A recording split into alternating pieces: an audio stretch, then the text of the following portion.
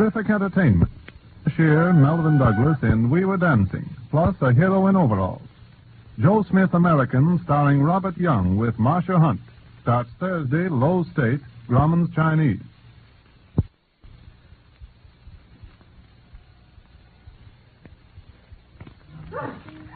J-E-L-L-O. The Jell-O program, coming to you from the new NBC studios in San Francisco, starring Jack Benny, with Mary Livingston, Phil Harris, Dennis Day, Rochester, and yours truly, Don Wilson. The orchestra opens the program with We Did It Before.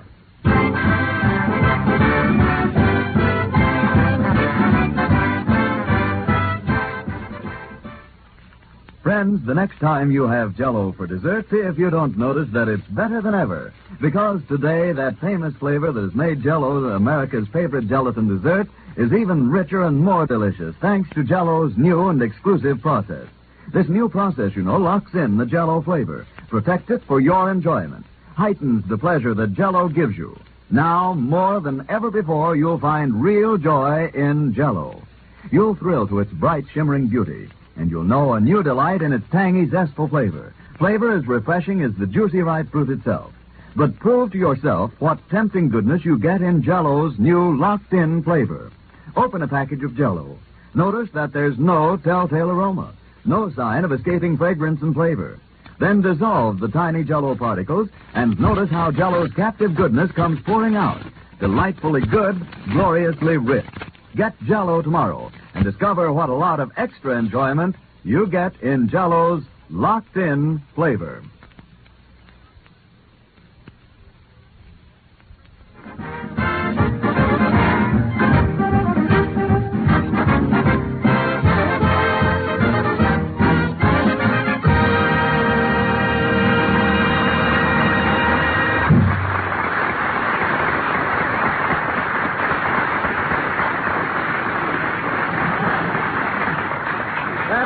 We Did It Before, played by the orchestra. And now, ladies and gentlemen, as you all know, we are assembled here today to dedicate the new NBC building in San Francisco.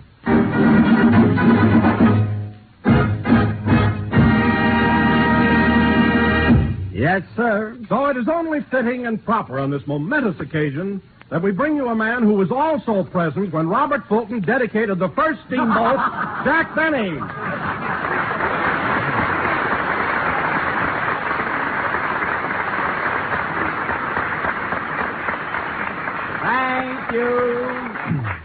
Thank you. Hello again.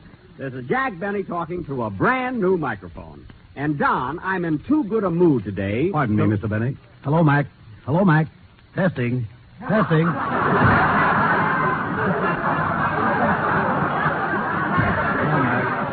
Testing. Okay, go ahead.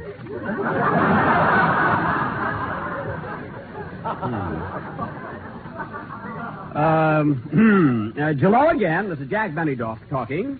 And, Don, I'm in too good a mood today. Pardon me, Mr. Wilson. Hello, Mac. Testing. Okay, go ahead.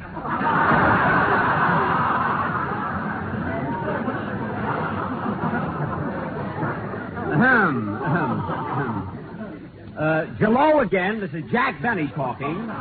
And, Don, I'm in too good a mood today. Hello, Steve. Wait a minute. What happened to Mac? He just got drafted.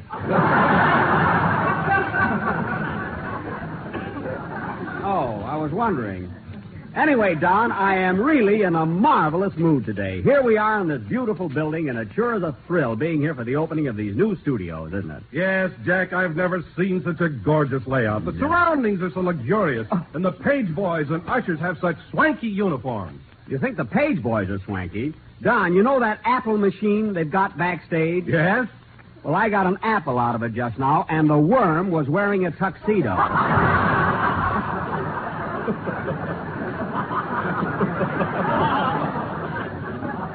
I didn't mind that so much, but he looked me straight in the eye and said, "You better be good tonight, buddy." There's a worm I hate. So fresh. And another thing, Jack, I've never seen such courteous and obliging staff. Well, the service is simply wonderful. Service is right. Don, have you noticed the beautiful elevator operators they have here? Oh, I sure have. Well, Talk about service. I stepped into the elevator a little while ago, and the girl said to me, up, down, or shall we neck?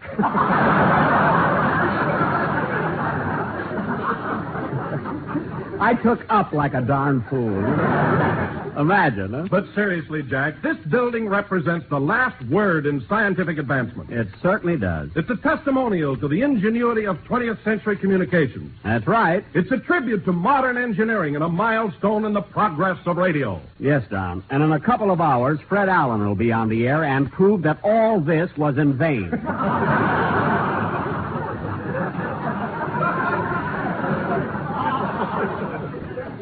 You know, Don, Allen's program is the only major Bose unit I ever saw that never went anyplace.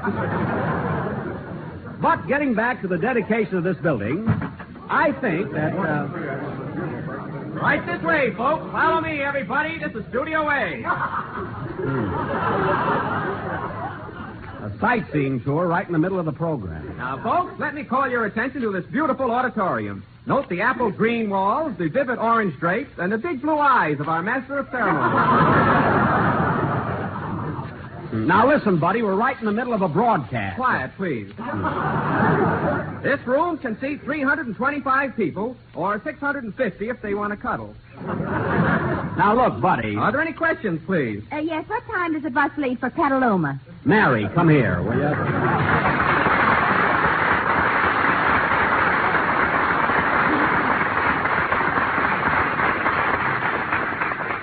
Now, stick around. We're on the air. Okay. See you later, Abercrombie. Now, follow me, folks, and we'll proceed to Studio B. If you get lonesome, Mary, I'll be down the hall. Mary, what's the idea of following that guide around on a sightseeing tour? I dropped my handkerchief, and he won't give it back to me. Oh. You know, Jack, I went all through the building, and it sure is gorgeous. You're telling me. Yes, Mary, Jack was remarking about the beautiful girls that run the elevators. You think they're something? You ought to see the cute fella that runs a freight elevator. He looks just like Cesar Romero. Cesar Romero? Yeah. When I got on, he said, up, down, or shall we rumba? Well, that is service. How'd you happen to come up on the freight elevator anyway? I got a hot tip from a girlfriend of mine. Oh, I'll have to ride down with that guy. I want to brush up on my Charleston. Of course, NBC is so commercial, he'll probably charge me 10 cents a dance, you know. What do you mean, commercial? NBC is paying all of our expenses while we're here in San Francisco. They are?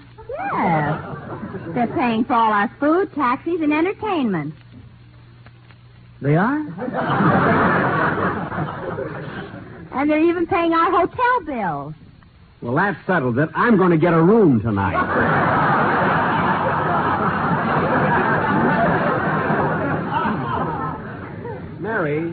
Mary, are you sure NBC is paying for our food, too? Of course. Why don't somebody tell me these things? I've been here 2 days. How do I know how much food I've had? Very simple. Just take the sandwiches you brought up from Los Angeles and subtract the ones you didn't eat. I only packed a couple of sandwiches, and I ate them on the train. It's a long trip, and I got hungry. Well, if you were hungry, why didn't you eat in the diner?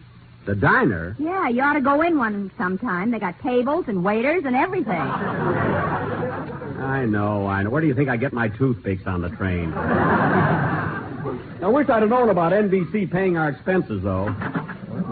You know, in the first place... Right this way, folks. Follow me, everybody. This is Studio A. This is getting to be awesome. Let me call your attention to this beautiful auditorium. Note the apple green walls, the vivid orange drapes, and the old gray wig on our master of ceremonies.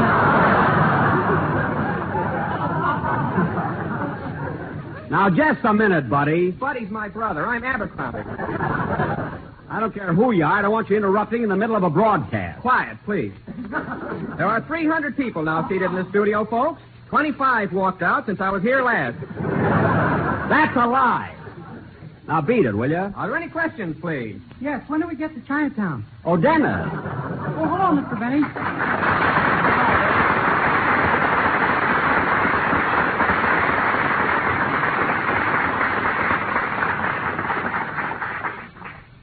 That terrific applause you just heard, folks, is breaking Benny's heart. Oh, get out of here. fresh guy. Say, Mr. Benny, I was out in front of the building just now, and you know that... Oh, hello. Hello, Dennis. Having a good time up here? Well, but I'm a little lonely. Lonely? That's too bad. Say, Mr. Benny, I was out in front of the building just now, and you know that big... What do you, What?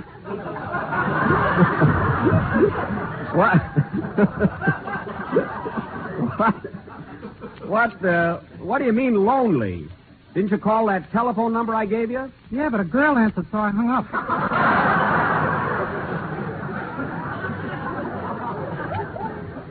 You hung up? I like to play hard to get. Well, that makes sense, but only to you. Say, Mr. Benny, I was out in front of the building just now, and you know that big mural they got there that's got all different colors? Yes? Well, the booklet says it's got 1,752,812 individual pieces of tile in it. That's a lie.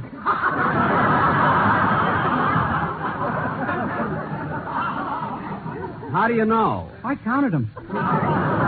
You counted them? I never saw anyone so suspicious. Well, it's your own fault, Jack. Dennis wasn't the least bit cynical till he came to work for you. What do you mean? Every payday, you make him guess which walnut shell his salary's under. Well, certainly. I just make a game out of it. I hope I win pretty soon. I gotta have a toothpick. Oh, has a tooth been bothering you, Dennis? Let's have a look at it. You can't fix it here. Wait till after the program. I wasn't fixing, I was looking. Oh, Jenny, dear. Well, Dennis... Dennis! Oh, we're nuts. It's the end of the season, you know. Dennis, I think we're about ready for a musical salute to this new building, so let's have your number. Okay. Wait a minute. I better test that new microphone before you sing, see if it's all right. Hello, Mac. Hello, Steve. Testing. Hello, Mac. Hello, Steve. Hello, Dirk.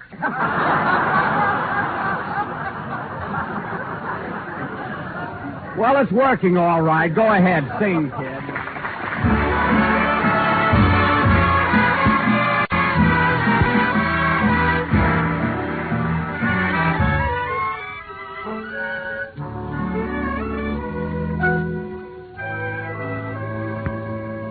You are always in my heart, even though you're far away. I can hear the music of the song of love I sang with you. You are always in my heart, and when skies above are gray, I remember that you care, and then and there the sun breaks through. Just before I go to sleep, there's a rendezvous I keep, and the dream I always meet helps me forget we're far apart. I don't know exactly when, but I'm sure we'll meet again, dear, and my darling, till we do, you are always in my heart. Just before I go to sleep, there's a rendezvous I keep, and the dream I always meet helps me forget we're far apart. I don't know exactly when, but I'm sure we'll meet again. And my darling, till we do, you are always in my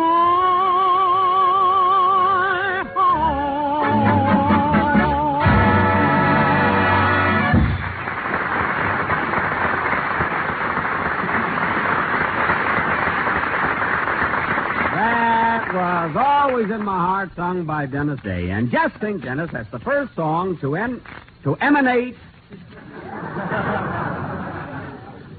bad word to monkey with there, too. And just think, Dennis, that's the first song to emanate from this new building. Huh? Emanate? That's a hot one. What? What do you mean that's a hot one? How that got by the censors, I'll never know. What are you talking about? I've been around. Oh, be quiet. Silly guy. No use postponing it. I got to have a talk with that kid. And now, folks, in the first... Right this way, folks. Follow me, everybody. This is Studio A. Well, here we go again. Folks, let me call your attention to the apple green walls, the vivid orange drapes, and the pink elephants skipping about in the orchestra. Now, Buddy, for the last time... Quiet, please. Any questions, please? Yes, where's Phil Harris, my favorite band leader? All right, Maestro, come over.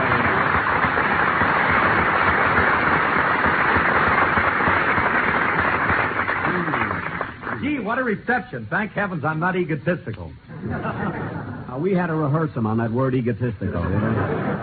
Not Come on, much. Phil, we're waiting for you. He's got a program to do, now beat it. Okay, follow me, folks. Nothing's going to happen here anyway. I'm going to report that guy. Well, expectant.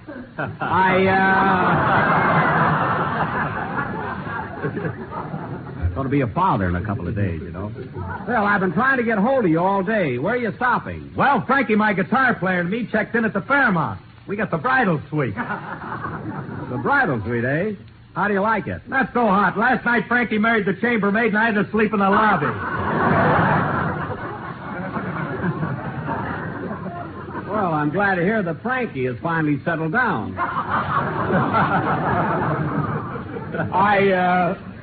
I must send his bride some sort of a wedding present. Don't send her no mop. She's got 8 of them already. Oh, maybe I'll send her a nice galvanized pail or something. I'll have it monogrammed. What's her name, Phil? I don't know. Hey, Frankie, what's her name? I don't know. Hey, Phil! Never mind. Forget it.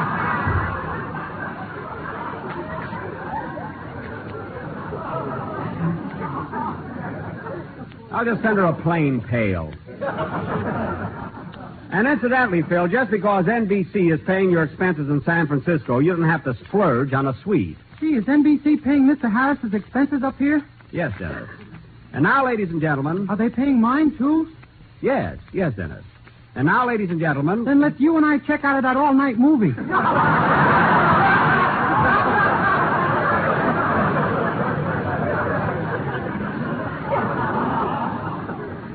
Don't worry, Dennis. We're moving over to the Palace Hotel. Can we get a bridal suite, too? Well, yes, if the hotel is crowded. I wish I had my hope chest here. My silk pajamas are in it.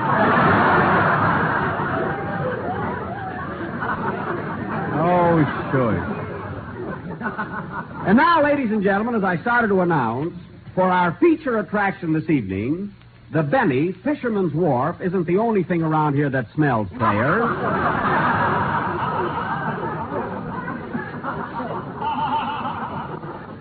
Will present an original drama in honor of this new NBC building. Now, it isn't common knowledge, but approximately 100 years ago, on the very spot where this great edifice now stands, there was a little gambling house and dance hall known as the Happy Hour Tea Room. Yes, sir. The Happy Hour Tea Room? Well, how'd they get that name? A guy ordered tea there once, and the bouncer slapped him till he was happy. So for our play this evening, ladies and gentlemen, we are going to reenact a scene that took place on this very spot over 90 years ago.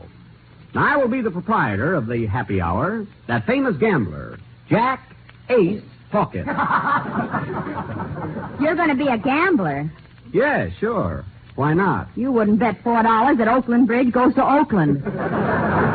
I'll take that bet, sister. Not a gambler, eh? Anyway, Mary, in our play, you're going to be Lulu Davenport, my sweetheart. Oh, fine. Who is madly in love with a handsome young bartender. Oh, fine. Looks like. The part of the bartender will be played by Phil Harris. Phil, here's a book on how to mix drinks. Are you kidding? Definitely. Now, Dennis, you're going to be an old prospector. You think you can do it? I'm starving, I tell you, starving. That was last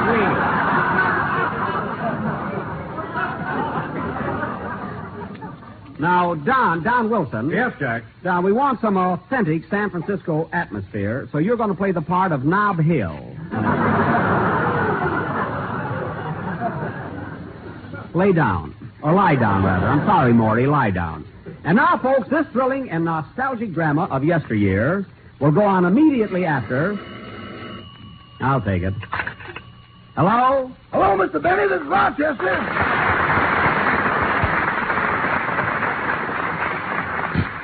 Oh, hello, Rochester. Where are you? I'm calling from Oakland, boss. I'm stopping with friends here. Well, it's about time you called. I've been trying to locate you for 2 days. I just ran across myself.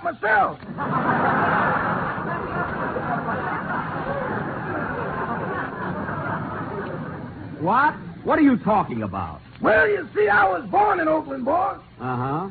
And ever since I got here Friday, things have been delightfully out of focus.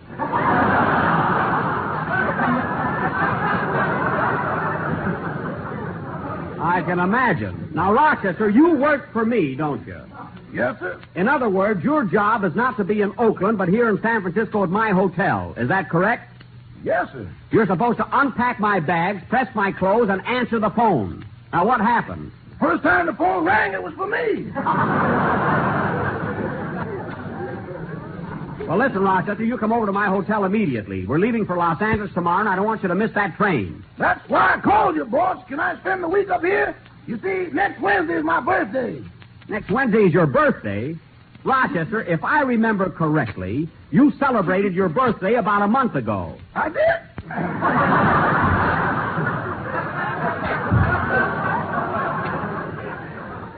Yes, you did. Well, you can take my word for this, boss. I'm blushing. You better blush. And I'll watch you on that train tomorrow afternoon. Goodbye. Goodbye. Oh, say, boss, Now what? does Miss Livingston need a new maid or something? A new maid? No, not that I know of. Okay, so long. I'll think of something, honey. Rochester! Rochester, who are you talking to? Every time I take that guy somewhere, I can never find him. Play, kid.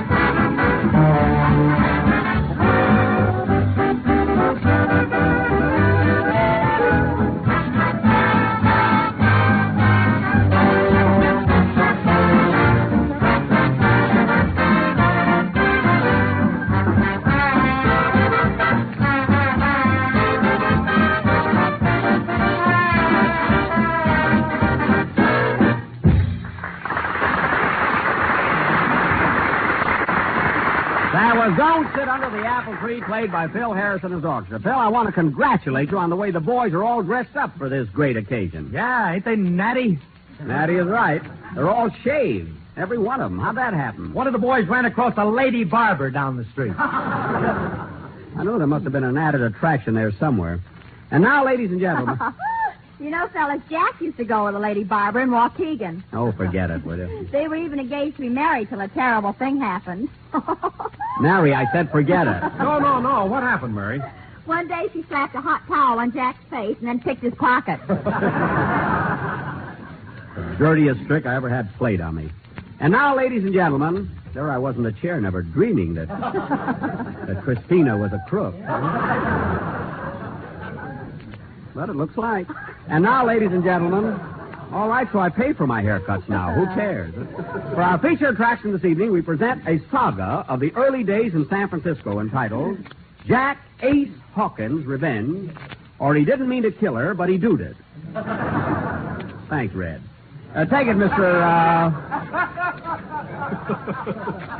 Wilson. The time, ladies and gentlemen, is April in the year of 1849. The scene, the office of Jack Ace Hawkins at the Happy Hour Gambling Emporium. Curtain, music.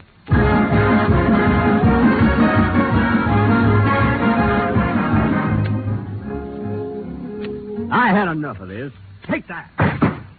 And that. Those darn flies annoy me. Shoo. Another killing. You're the meanest man in these parts, Jack Ace.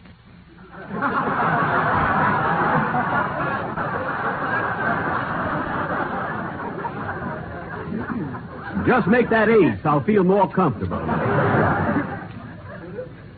How's business tonight, Lulu? Pretty slow. Someone poured molasses in the roulette wheel. Doggone things sure have been tough lately. Come in. Got some news for you, Ace. Got some news for you. You have? Yep. They just discovered gold at Sutter's Mill. Gold at Sutter's Mill? How do you know? I read it in Herb Cain's column. That boy sure gets around. You hear that, Lulu? A gold rush. Come on, let's go out and mingle with the customers. And I'm going to make a fortune tonight, or my name ain't Jack Ace Hawkins. Doggone, I got to change that name.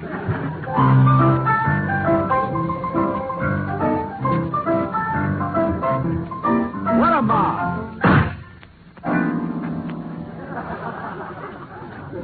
We lose more darn piano players. Look at that crowd of prospectors. They all got gold. I'm going to trim the suckers, Lulu, and buy you an emerald as big as my fist. Well, make it a good one this time. The last one you bought me said 7 up on us. Don't worry. Hey, Curly, give me a drink, will you? Okay, Ace, what'll it be? Lemon phosphate. Put a Mickey in it to kill the taste. How's my business, Curly? How you doing? Fine. With this sticky beer on my fingers, I'm taking in more than you are. You better watch yourself, Curly. There's one thing I can't stand. It's a crook. Hey, partner, how about a little service here? What'll it be, Slim? I'll have a dish of Jell-O with that new locked-in flavor. Jell-O? You want it straight or with sliced bananas? Straight. Men were men in those days, folks.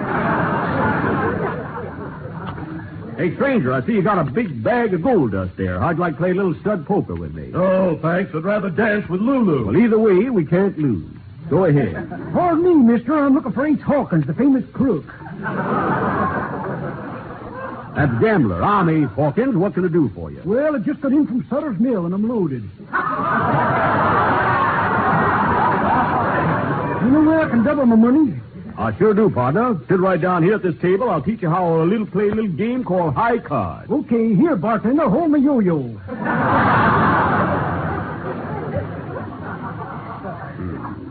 Now, this is for $100. We both cut and the high card wins. Go ahead. What's your card? 7 a diamond. What's yours? 7.5 a diamond. I win. Shall we try it again? Sure, that was a close one. Okay, this for another 100. Go ahead. Take a card. What is it? Sally Kendall, Greystone 8700.